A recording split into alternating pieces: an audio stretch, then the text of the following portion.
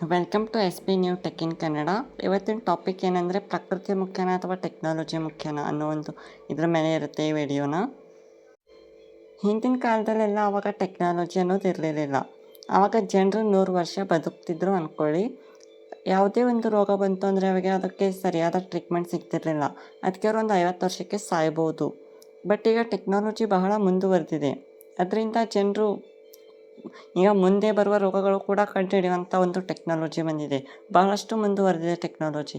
ಆದರೆ ಟೆಕ್ನಾಲಜಿ ಎಷ್ಟೇ ಮುಂದುವರಿಲಿ, ಬಟ್ ಪ್ರಕೃತಿ ಕೊಡುವಂಥ ಸೂರ್ಯ, ಗಾಳಿ, ಬೆಳಕು, ಚಂದ್ರ ಇವೆಲ್ಲ ಟೆಕ್ನಾಲಜಿದಿಂದ ಕೊಡ್ಲಿಕ್ಕಾಗಲ್ಲ. ಪ್ರಕೃತಿನೇ, ಟೆಕ್ನಾಲಜಿನೇ.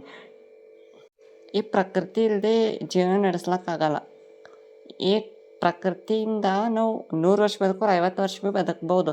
ಬಟ್ ಈ ಟೆಕ್ನಾಲಜಿದಿಂದ 50 ವರ್ಷ ಬದುಕೋರು 5 ದಿನ ಭೀ ಬದುಕ್ಲಿಕ್ಕಾಗಲ್ಲ ಟೆಕ್ನಾಲಜಿ ಮೇಲೆ. ಯಾಕಂದ್ರೆ ಗಾಳಿ, ಸೂರ್ಯ, ಬೆಳಕು, ಚಂದ್ರ ಇಲ್ಲಾಂದ್ರೆ ಬದುಕಲಿಕ್ಕೆ ಆಗಲ್ಲಲ್ಲ. ಅದಕ್ಕೆ ಈ ಟೆಕ್ನಾಲಜಿ ಅನ್ನೋದು ಒಂದು ಒಳ್ಳೆ ಪರ್ಪೋಸಿಗೆ ಯೂಸ್ ಮಾಡ್ಕೋರಿ. ಟೆಕ್ನಾಲಜಿದಿಂದ ಒಳ್ಳೇದು ಬೇದ, ಕೆಟ್ಟದ್ದು ಬೇದ. ಬಟ್ ಅದು ಒಳ್ಳೆ ಪರ್ಪೋಸಿಗೆ ಯೂಸ್ ಮಾಡ್ಕೊಂಡ್ರೆ ಒಳ್ಳೇದೇ ಇತ್ತು. ಬಟ್ ಟೆಕ್ನಾಲಜಿ ಎಷ್ಟು ಮುಂದುವರಿಬೇಕು ಅಷ್ಟೇ ವರಿಬೇಕು. ಕೆಲವೊಂದು ಫೀಲ್ಡ್ನ ಬುಕ್ಕೋ ಟೆಕ್ನಾಲಜಿ ಕೆಲವೊಂದು ಫೀಲ್ಡ್ನ ಮುಂದುವರಿತಂದ್ರೆ ಅದರಿಂದ ಆಗೋ ಲಾಭಕ್ಕಿಂತ ಹೆಚ್ಚಿಗೆ ನಷ್ಟಗಳು ಭೀ ಆಗ್ಬೋದು.